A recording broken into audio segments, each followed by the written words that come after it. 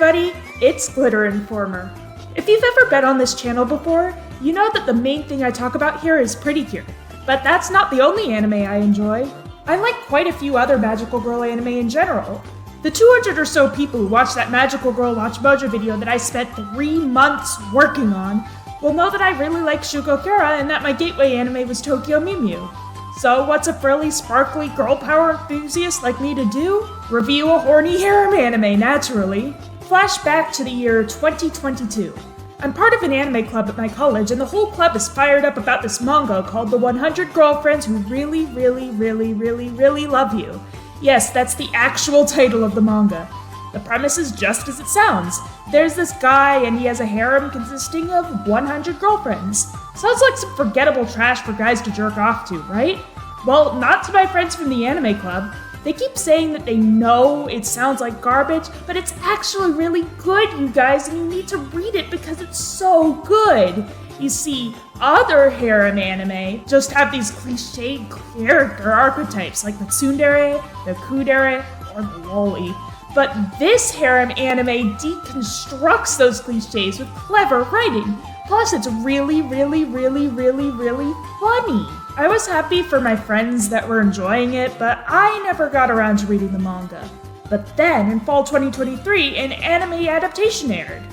Personally, I like anime better than manga, so this finally got me curious. I watched some of the trailers out of curiosity, and I even looked the series up on TV Tropes. Dare I say, what seemed like a generic harem anime at first was starting to sound kind of interesting. A lot of the girlfriends I found out about in the characters section caught my eye. For instance, there was the maid, the other maid, the scaredy cat martial arts lady, the giant nature lady, the sleepy gyaru, food. But there were also some really weird, nasty things there.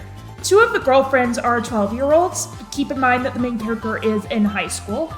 Also, 2 of the other girlfriends are outright lolis, but it's totally okay, guys, because they're older than they look, we swear.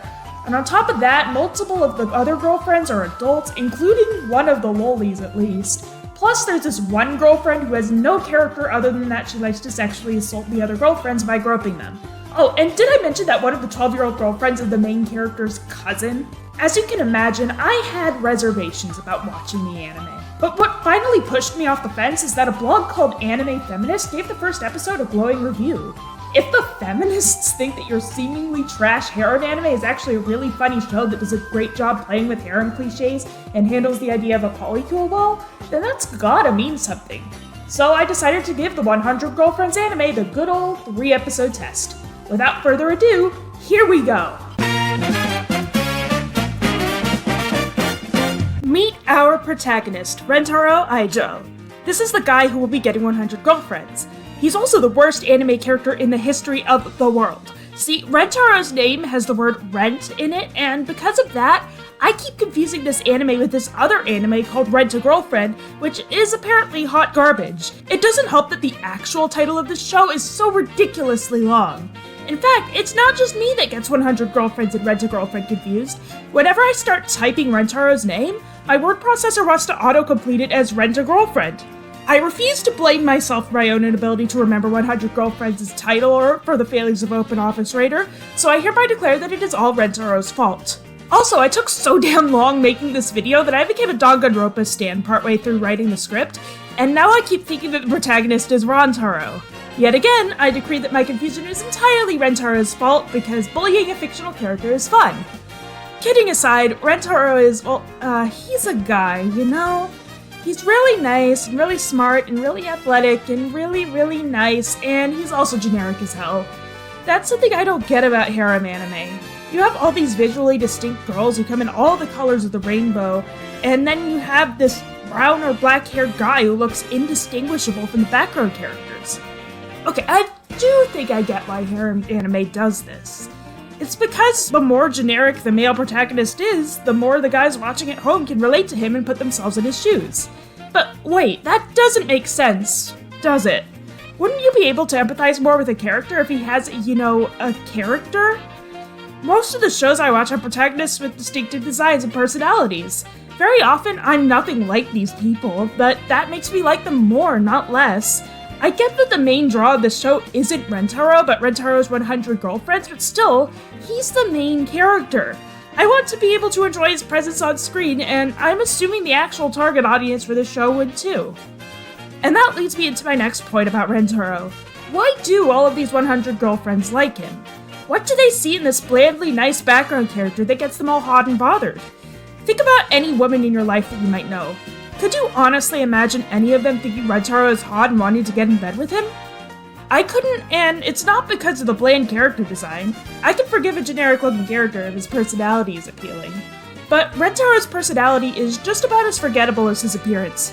Don't get me wrong, he is a likable protagonist, but the only thing that really sticks out about him compared to other main characters is that he's really nice. He wants nothing more than to make all of his girlfriends happy and will toil away for hours just to bring them the slightest bit of happiness. From what I've heard, apparently this is a rare trait for harem protagonists. I wouldn't personally know since I don't watch harem anime except for this one, but given just how many anime come out every season in which a guy buys a harem full of slave girls, I can buy it. Anyways, I like that Rentaro is a nice guy. That's the way every love interest should be, both in fiction and in real life. But just because niceness is necessary for a guy to be attractive doesn't mean it's sufficient. Whenever I go out into the real world and touch grass, most of the guys I meet out there are nice. But that doesn't mean my panties are constantly sopping wet. Think about it, when was the last time you were attracted to somebody? And why was it? Was it really just because that person was nice? Okay, that's about it on Rentaro for now. Honestly, I was not expecting the first several paragraphs of this episode 1 review to be a giant roast of Rentaro, and now I feel really bad. He is an enjoyable protagonist, you know. He does a good job of getting the audience to root for him and care about him, but he's still kinda just there, you know? I will say this though, I like his eyebrows. With our main character all introduced and ready to go, let's get into the plot. How does an ordinary guy like Rentaro end up getting 100 girlfriends? Well, it all starts when he asks this one girl out, and she rejects him almost as harshly as I roasted him just now. Turns out this is the 100th girl he's ever asked out, and he's never had his feelings reciprocated a single time.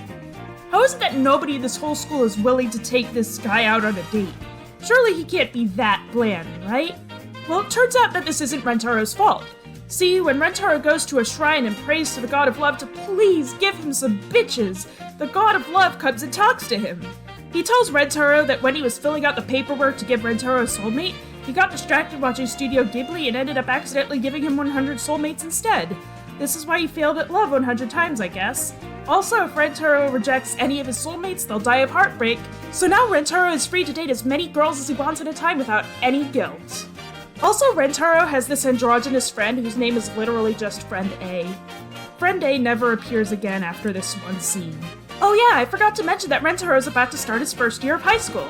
So he goes into the high school and almost immediately he literally runs into these two anime waifus. Meet Hakari Hanazono and Karine Inda, the first two members of Rentaro's harem. I suppose I should introduce these two, since the titular girlfriends in this show are the main draw of the series. Let's start with Hakari. She's basically the ideal anime girl.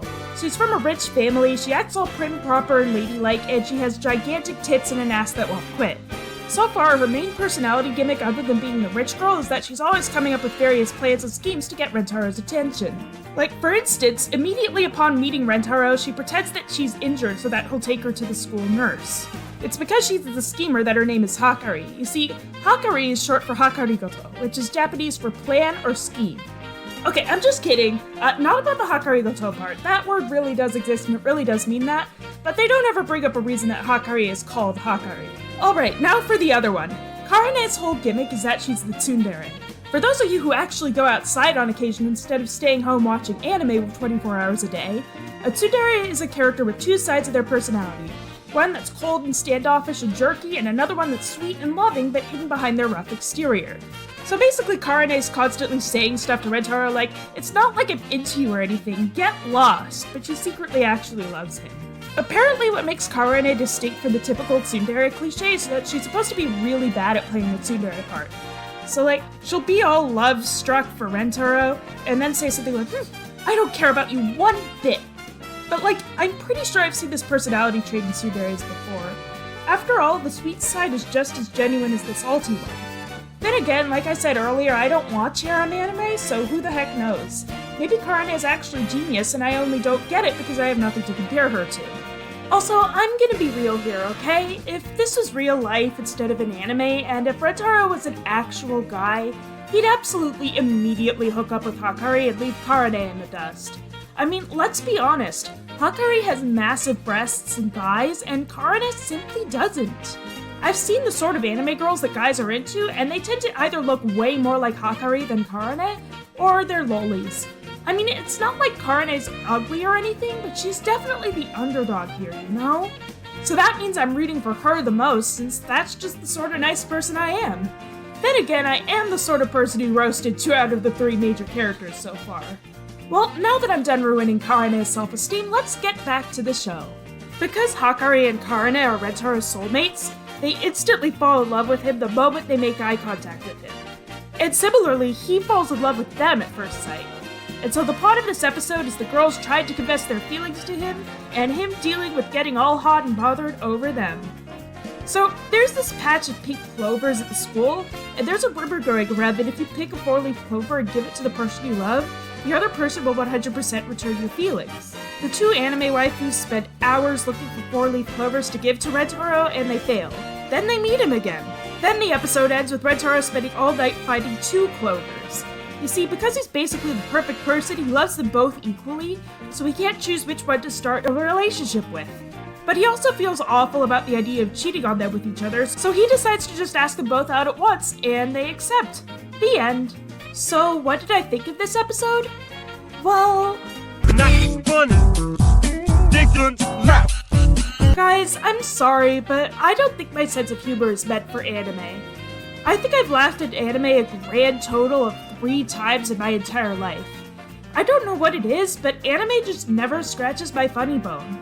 And that's a problem because the main thing I've seen this show praised for is that unlike most romantic comedy anime, which are unfunny, cliche snorefests that think shoving boobs and butts at the camera counts as a joke, this anime is actually a laugh-out-loud riot.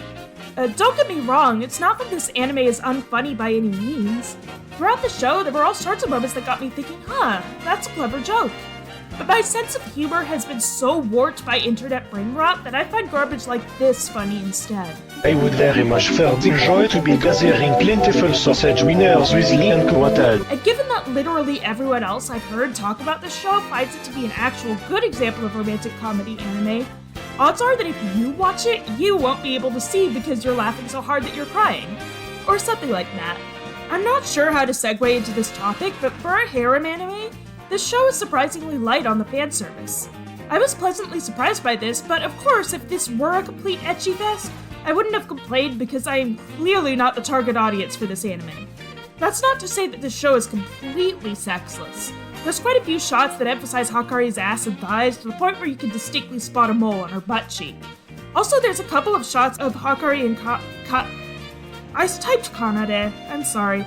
Hakari and Karane naked in some imagined spots, with the nudity of course censored.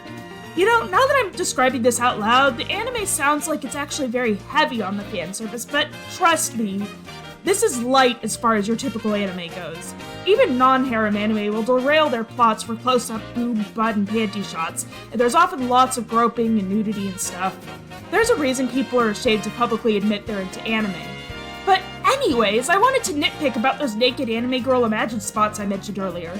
The first one is Rentaro fantasizing about Hakari and Karane. Jeez, I mistyped her name again. So that being naked makes sense because he's a horny teenager. Is he not gonna fantasize about naked girls? But then later on, there's the scene that I'm too lazy to rewatch the whole episode to find, but I'm sure I'll find it again while editing, where at least one of the girlfriends has a romantic fantasy about Rentaro, and she's the one naked in it. People don't generally fantasize about themselves naked. This is clearly just there to turn on the male target audience, and it completely breaks my immersion. Because of this, I have no choice but to give this horrible show a 0 out of 10. It shall live in infamy forever. Okay, I'm kidding about that last part. Overall, though, I wasn't blown away or anything. This was still a pretty enjoyable first episode. The characters are pretty basic so far, but that's because they've only had one episode to shine. I thought the interactions of this budding polycule were actually really cute and entertaining, and frankly, I was not expected to enjoy a harem anime this much. It's a pretty good time. I'd probably give it a low 4 out of 5. So obviously, now I'm hooked on the show, and I've gotta see what happens next episode. What will happen now that this Potato-kun protagonist has not one, but 2 girlfriends? That's never happened before in any anime. What, oh what, could episode 2 possibly be like? Well, I shall gladly tell you the answer. It sucked.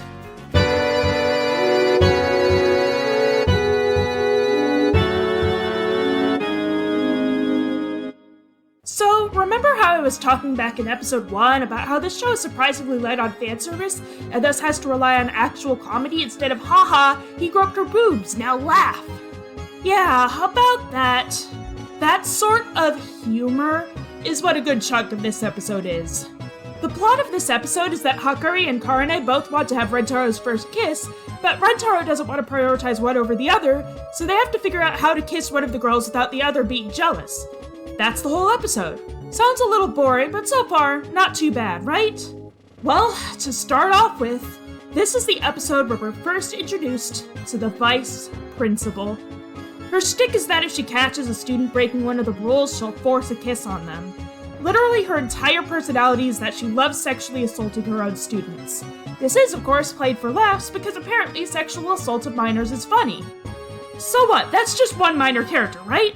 Well, what if I told you that the bullshit continues even when that god-awful excuse for a character is off-screen? There's this stretch of the episode where Rentaro decides to blindfold himself and both the girls and then take turns kissing them. That way none of the 3 will know whom he kissed first. And guess what? Comedic hijinks ensue. Oh, did I say comedic? I meant to say completely and utterly cliche. See, the first thing that happens once everyone is blindfolded is that Rentaro accidentally gropes Hakari's boobs. Because a guy groping a girl's tits while blindfolded has never happened in any anime before, ever. Not only is this completely predictable, but where even is the joke? What's supposed to be funny about an accidental groping? You'd think that something about it would at least cause a slight nose exhale, since something like this happens in tons and tons of anime.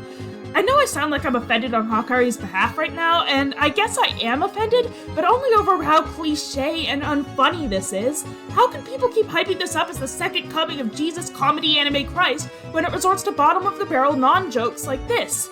Not only is this moment just plain cringe, it also makes no sense. Rentaro is taller than Hakari, and Karane for that matter. If he were to stick out his hands in front of him while walking around blind, realistically speaking, he would accidentally touch Hakari's face and not her breasts. For how often this exact moment happens in every anime ever, you'd think the writers would realize this at some point. You know what might have actually been funny and original? Imagine if Hakari and Karane were standing there in complete blindness, nervously and excitedly anticipating their first kiss with the love of their lives. And then Rentaro just walks right past them because, you know, he's blindfolded. And then he walks right off the edge of the school roof, and then he spends the rest of the episode in a full body cast. But of course, that's not what happens. What happens is that Rentaro and the others try the blindfold plan again and again, and this is where we get to the worst part of the entire episode. See, there's this cat who's been hanging out on the school roof with our 3 main characters this whole time. And while Rentaro is making his second attempt, the wind blows Karane's skirt up and we get a close-up shot of her panties. And it's not just us who see her underwear, the cat does as well. And then, the cat gets really horny for Karane and starts jumping up on her legs, reaching under her skirt to fondle her crotch. I'm not making any of this up. People really thought it would be a great idea to animate, in great detail, a high school girl being sexually assaulted by a fucking cat. And to top things off, since Karane is blindfolded, she thinks Rentaro is the one assaulting her and beats him up. Because being mistaken for a pervert is really funny and fresh and has never happened in any anime ever, right? The worst part may be past us now, but we're still not done. Remember that evil pervert vice principal from earlier? Unfortunately, she's relevant to the plot. You see, Rentaro has come up with a plan. Instead of continuing the fight over whether Hakari or Karane will get his first kiss, he purposely runs in the hall so that the vice principal will force a kiss on him, thus sacrificing his first kiss to her. Hakari and Karane are horrified by this, and they tell Rentaro that he can kiss the other girl first so that he doesn't have to make out with a pedophile.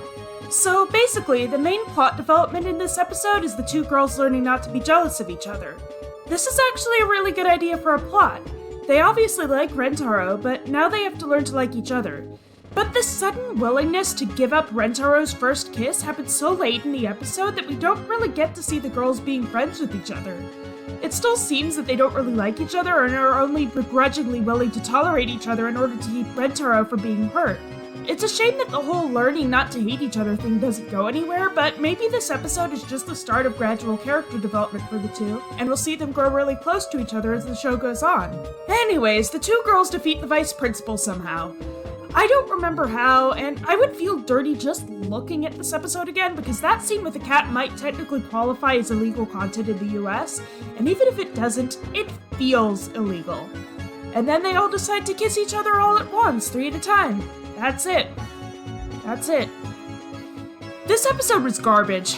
I think the only part I liked was where Karane accidentally poked out both of Rentaro's eyes because she's a walking disaster and that only cements my opinion that she's the best girl so far.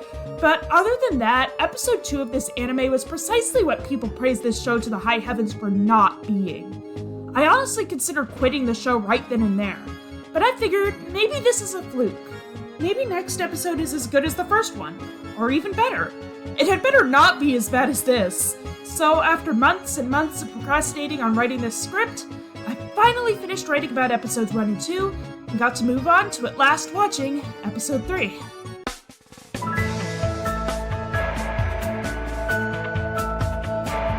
Guys, this episode just wasn't as good as episode 1. It was even better. So in case you guys thought this anime's title was The Two Girlfriends Who Really, Really Love You, this episode is where the next girlfriend shows up, finally. Meet Shizuka Yoshimoto. If Hakari is the rich girl and Karane is the tsundere, then Shizuka's shtick is that she's the shy girl. Her name literally means quiet in Japanese. In fact, Shizuka is so incredibly shy that she can't even talk. Instead, she carries her favorite book around with her wherever she goes, and she communicates by pointing to certain lines within the book. Because of this, she has a really formal, flowery way of speaking that contrasts with her personality and is really cute and engaging to watch. This episode begins with Rentaro helping grab a book for Shizuka that she's too short to reach. I should mention that Shizuka is one of them smalls.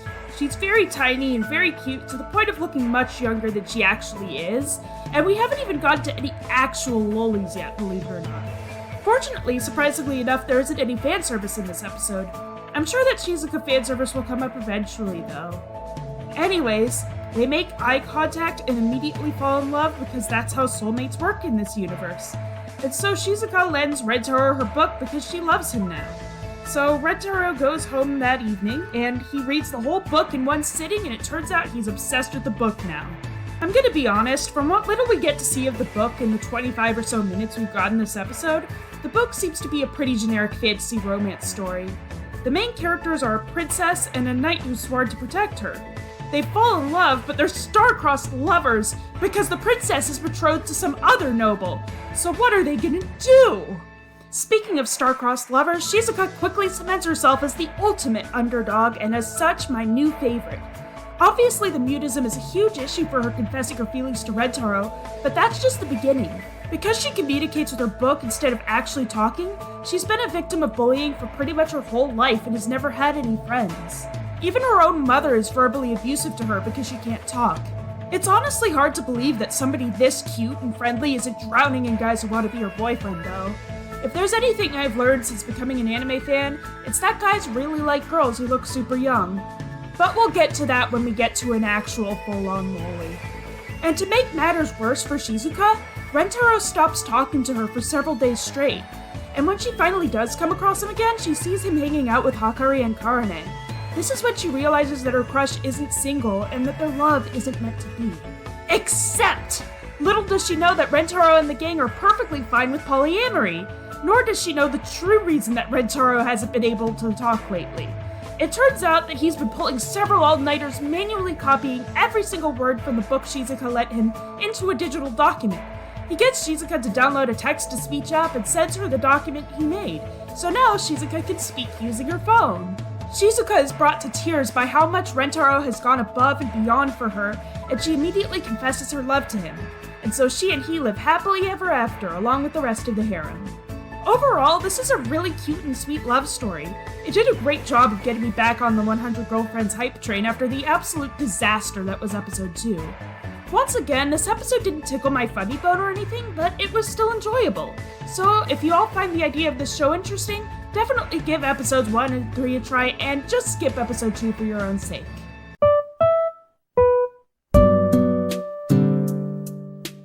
Before I wrap this 3-episode test up, I'd like to go over a few miscellaneous things that aren't tied to any episode in particular. Let's start with the theme songs. The opening theme is fine, but extremely forgettable. The visuals of Rentaro helping the girlfriends out with various tasks while rushing to school are cute, and I like that the song is sung by the voice actors of the first 5 girlfriends, but I can't pretend that this song is getting stuck in my head or being added to my playlist or anything like that. The ending theme, on the other hand, is adorable. I am in love with the art style used here. The bright pastel colors, the boiling line art, the chibis, everything is just perfect. The song is nice too. I might add it to my Spotify playlist even. The background music didn't stand out to me one bit. There wasn't a single song other than the ending theme that I could recall the tune of. As for the art and animation, I really like the way the characters are drawn, colored, and shaded, but I don't recall any animation moments that stood out to me. None of the clips of this show would go on the Pretty Cure Sakuga Twitter account, even if this were Pretty Cure. With all that aside, there's just one more miscellaneous topic left, the main gimmick of the series. Harem anime are a dime a dozen, but the biggest thing that sets this show apart is that the harem is 100 people strong. A harem this massive just hasn't been done before. But here's the thing, though this is going to set the show apart eventually, it isn't going to do so in the one season we have right now. The opening theme only shows 5 of the 100 girlfriends. Apparently there's a 6th one that appears by the end of this season, but that's still a pretty typical harem size.